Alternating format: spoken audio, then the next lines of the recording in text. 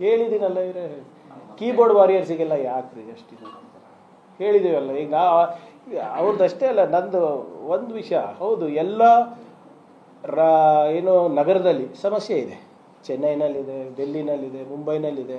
ಆದರೆ ಅಲ್ಲಿನ ಜನ, ಅಲ್ಲಿನ ಯಾರು ಮುಖ್ಯಸ್ಥರು ಇರ್ತಾರೆ, ಡ್ಯಾಮೇಜ್ ಆಗಿ ಮಾತಾಡೋಕ್ಕೆ ಆ ಎಕೋಸಿಸ್ಟಮ್ ಅಂತ ಏನಿರ್ತೀವಿ ನಾವು, ಬಂಡವಾಳದ ಎಕೋಸಿಸ್ಟಮ್ ಅಂತ ನಾವೇನು ಹೇಳ್ತೀವಿ, ಅದಕ್ಕೆ ಡ್ಯಾಮೇಜ್ ಮಾಡೋಂಗೆ ಮಾತಾಡ್ತಾರ ಸರ್ ಯಾರನ್ನ? ನೀವು ಕೊಡಿ, ಸಕಾರಾತ್ಮಕವಾಗಿ ಟೀಕೆ ಮಾಡಿ, ಬೇಡ ಅನ್ನಲ್ಲ. ಸಲಹೆ ಕೊಡಿ, ಬೇಡ ಅನ್ನಲ್ಲ. ನಿಮ್ಮ ಸಲಹೆಗಳು ಈ ಕೀಬೋರ್ಡ್ ವಾರಿಯರ್ಸ್ ಸಲಹೆಗಳಿಗೆ ಚೆನ್ನಾಗಿರ್ತಾ ಇದೆ ಒಂದೊಂದು ಸರಿ ಅಂದ್ಬಿಟ್ಟು ಅವರಿಗೆಲ್ಲ ಕಮಿಟಿನಲ್ಲಿ ಹಾಕಿದ್ದೀವಲ್ಲ ನಮ್ಮ ಸರ್ಕಾರದವರು, ಇವಾಗಿಂದಲ್ಲ 20-30 ವರ್ಷದಿಂದ. ಆಮೇಲೆ ಇವರೆಲ್ಲರೂ ಹೆಂಗೆ ಮಾತಾಡ್ತಾರೆ ಅಂದರೆ, ಎಲ್ಲ ಅವರೇ ಮಾಡಿದ್ದಾರೆ. ಹೌದು, ಅವರ ವಿವೇಕತನದಿಂದ, ಅವ್ರ ಪ್ರಬುದ್ಧತೆಯಿಂದ, ಅವರ ಒಂದು ಕಾರ್ಯವೈಖರ್ಯದಿಂದ ಬೆಂಗಳೂರಿಗೆ ಒಳ್ಳೆ ಹೆಸರು ಬಂದಿದೆ. ಈ IT ಯಾರು ಮುಖ್ಯಸ್ಥರಿದ್ದಾರೆ. ಆದರೆ ಅದಕ್ಕೆ ತಕ್ಕಂಗೆ ನಮ್ಮ ನೀತಿಗಳು ಇತ್ತಲ್ವಾ? ವಿತೌಟ್ ಪಾಲಿಸೀಸ್, ವಿತೌಟ್ ಸ್ಕೀಮ್ಸ್ ಇವರೆಲ್ಲ ಮಾಡ್ಬೋದಾಗಿತ್ತಾ? ಈಗ ಅಕಸ್ಮಾತ್ ನಾವು IT ಇಂಡಸ್ಟ್ರಿಯನ್ನು ನಾವು ಸನ್ರೈಸ್ ಇಂಡಸ್ಟ್ರಿ ಅಂತ ನಾವು ಕನ್ಸಿಡರ್ ಮಾಡಲಾರ್ದೆ ನಾವು ಅವಾಗೇ ಟ್ಯಾಕ್ಸ್ ಹಾಕೋಕ್ಕೆ ಸ್ಟಾರ್ಟ್ ಮಾಡಿಬಿಟ್ಟಿದ್ರೆ ಏನಾಗ್ತಾಯಿತ್ತು? ನಮ್ಮ ಉಷ್ಟೊಂದು ಉದ್ಯೋಗ ಸೃಷ್ಟಿ ಆಗ್ತಾಯಿತ್ತಾ? ನಮ್ಮ ನೀತಿಗಳು ಕಾರಣ ಇದೆ. ಹಲವಾರು ಯಾವುದೇ ಸರ್ಕಾರ ಇದ್ರೂ ಕೂಡ ಅದು ಮುಂದುವರಿಸಿದ್ದೇವೆ.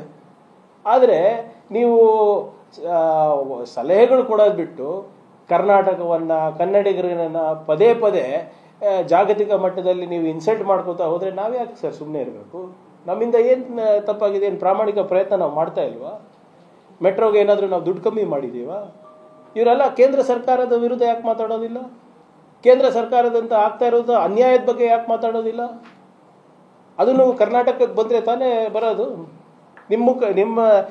ನಿಮಗೆ ಎಷ್ಟು ಸರಿ ಹೇಳಿದ್ದೀನಿ ನಾನು ನಮ್ಮ ಮಾಧ್ಯಮ ಸ್ನೇಹಿತರಿಗೆ, ಫೈನಾನ್ಸ್ ಕಮಿಷನ್ ಬಂದಾಗ ನಾವು ಏನಕ್ಕೆ ಹೇಳಿರೋದು, ನಮಗೆ ಹೆಚ್ಚು ದುಡ್ಡು ಕೊಡಿ, ಯಾಕಂದರೆ ಮೈಗ್ರೇಷನ್ ಜಾಸ್ತಿ ಆಗ್ತಾ ಇದೆ. 10 ವರ್ಷದಲ್ಲಿ we are the fastest growing city. ಇವತ್ತು ಉತ್ತರ ಪ್ರದೇಶ, ಮಧ್ಯಪ್ರದೇಶ, ಬಿಹಾರದಿಂದ ಎಲ್ಲ ಜನ ಬಂದು ಇಲ್ಲಿ ಕೆಲಸ ಮಾಡ್ತಾ ಇದ್ದಾರೆ, ಒರಿಸ್ಸಾಯಿಂದ ಬರ್ತಾ ಇದ್ದಾರೆ, ನಾರ್ತ್ ಈಸ್ಟಿಂದ ಬರ್ತಾ ಇದ್ದಾರೆ. ಯಾಕಂದರೆ ಇಲ್ಲಿ ಉದ್ಯೋಗ ಸೃಷ್ಟಿ ಆಗ್ತಾ ಇದೆ. ನೀವು ದುಡ್ಡು ಕೊಟ್ಟರೆ ನಮ್ಮ ನಾವು ಏನು ತೆರಿಗೆ ಕೊಡ್ತಾ ಇದ್ದೀವಿ, ಆ ತೆರಿಗೆನಲ್ಲಿ ಸ್ವಲ್ಪ ಪಾಲು ಹೆಚ್ಚು ಮಾಡಿದ್ರೆ ನಾವೇನು ಮಾಡ್ತೀವಿ? ನಾವು ಇನ್ಫ್ರಾಸ್ಟ್ರಕ್ಚರ್ ಕ್ರಿಯೇಟ್ ಮಾಡ್ತೀವಿ. ಯಾವುದಕ್ಕೋಸ್ಕರ? ಆರ್ಥಿಕ ಚಟುವಟಿಕೆಗಳಿಗೆ. ಆರ್ಥಿಕ ಚಟುವಟಿಕೆಗಳು ಜಾಸ್ತಿ ಆದಾಗ ಏನಾಗುತ್ತೆ? ಉದ್ಯೋಗ ಸೃಷ್ಟಿ ಆಗುತ್ತೆ. ಉದ್ಯೋಗ ಸೃಷ್ಟಿ ಆದರೆ ಏನು ಸ್ಟ್ಯಾಂಡರ್ಡ್ ಆಫ್ ಲಿವಿಂಗ್ ಹೈ ಆಗುತ್ತೆ.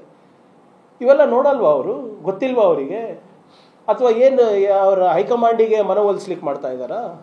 At what cost? ನೀವು ಹೈಕಮಾಂಡಿಗೆ ಮನವೊಲಿಸಕ್ಕೆ ಹೋಗಿ ನೀವು ರಾಜ್ಯಕ್ಕೆ ಅವಮಾನ ಮಾಡ್ತಾ ಇದ್ದೀರಲ್ರಿ, ಕನ್ನಡಿಗರ ಶ್ರಮಕ್ಕೆ ಅವಮಾನ ಮಾಡ್ತಾ ಇದ್ದೀರಲ್ರಿ, ಬೆಂಗಳೂರಿಗೆ ಅವಮಾನ ಮಾಡ್ತಾ ಇದ್ದೀರಲ್ರಿ. ಯಾವ ತಟ್ಟೆನಲ್ಲಿ ತಿಂತಾ ಇದ್ದೀರಾ ಅದರಲ್ಲೇ ಹೇಳ್ತಾ ಇದ್ದೀರಲ್ಲ. ಈಗ ಕೊಡಿ, we are open to suggestions. There is no thing. ನನ್ನ ಮಾತಿಂದ ಸ್ಟೇಟಿಗೆ ಏನು ಡ್ಯಾಮೇಜ್ ಆಗುತ್ತೆ, ಆ ವಲಯಕ್ಕೆ ಏನು ಡ್ಯಾಮೇಜ್ ಆಗುತ್ತೆ ಅದು ತಿಳ್ಕೊಂಡು ಮಾತಾಡಬೇಕಲ್ಲ. ಯಾರು ನಿನ್ನೆ ಮೊನ್ನೆ ಅವರಲ್ಲ.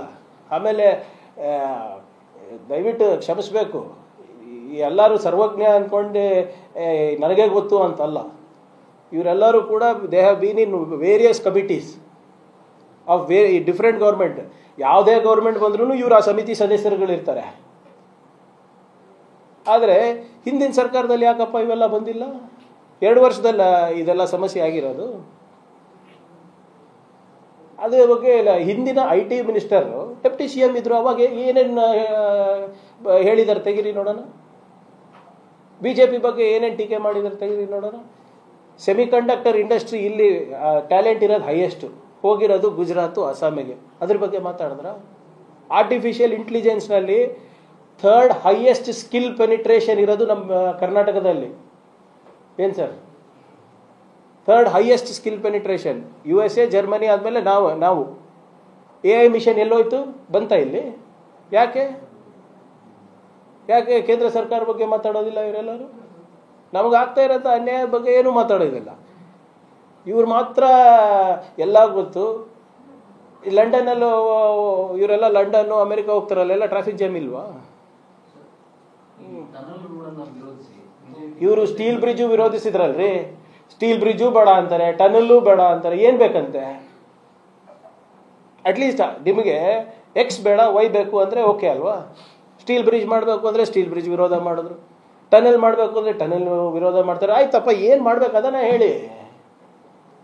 ಮೆಟ್ರೋ ಲೈನ್ಗಳನ್ನು ನಾವು ಎಳೆದಿದ್ದೇವೆ, ನಿಮ್ಮ ಸಬರ್ಬನ್ ರೈಲಿಗೆ ನಾವು ಕೊಟ್ಟಿದ್ದೇವೆ.